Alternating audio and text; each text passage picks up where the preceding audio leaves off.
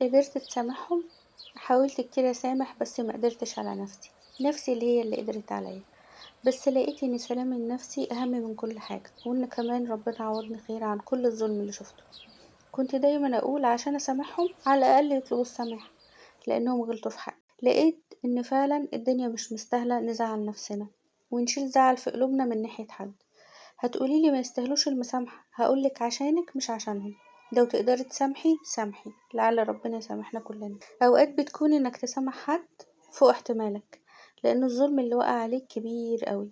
بس افتكر دايما إن رحمة ربنا وكرمه أكبر، وإن الحياة رحلة قصيرة ليه نضيعها في الزعل والهموم. سامح، ما تترددش تشيل من على ظهرك حمل كنت شايله من غير داعي. عارفة إنها صعبة، بس زي ما ربنا قال سبحانه وتعالى: ولمن صبر وغفر إن ذلك لمن عزم الأمور.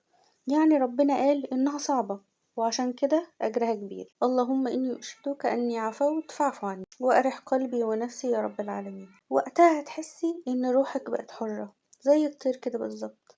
الدنيا فيها معاني كتير حلوة، فيها الحب والجمال والطبيعة، وفيها النجاح والخير والسعادة. ليه نضيع كل ده ونسيب زعلنا من حد ياخد حيز في قلبنا؟ أوقات كمان بعد ما بنسامح بنفتكر كل ظلم اتظلمناه من الناس دي، وكل وجع حسينا بيه محفور في قلبنا وفي نفسنا حتى من غير ما نحس. ممكن نرجع نقول: أنا إيه اللي خلاني أسامحهم؟ ما يستاهلوش. وقتها بس افتكر إنك بترجو العفو والمغفرة من ربنا، ولعل دي تكون سبب إنك سامحت غيرك فربنا يسامحك. سامحتكم وأنا عارفة إني مش هرجع زي ما كنت، بس مش مهم، أنا النهاردة أهدى أنضج وأقوى. سامحتكم مش ضعف، سامحتكم لأني اخترت أحرر نفسي. المسامحة مش معناها إني نسيت ولا معناها إني هرجع أفتح نفس الباب، بس هي إعلان واضح إنكم ما بقيتوش تملكوا أي مساحة في قلبي ولا حتى للكره. أنا مش ضحية، أنا ناجية، والمسامحة كانت أول خطوة في نجاتي.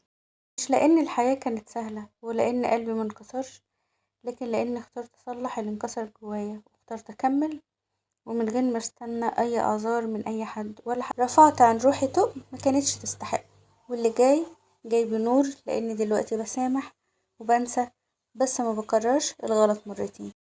مش لأن الحياة كانت سهلة ولأن قلبي منكسرش، لكن لأني اخترت أصلح اللي انكسر جوايا واخترت أكمل. ولو عجبكم روتيني وكلامي يبقى متنسوش اللايك والشير، وتمنولي من قلبكم الخير، وبحبكم وباي.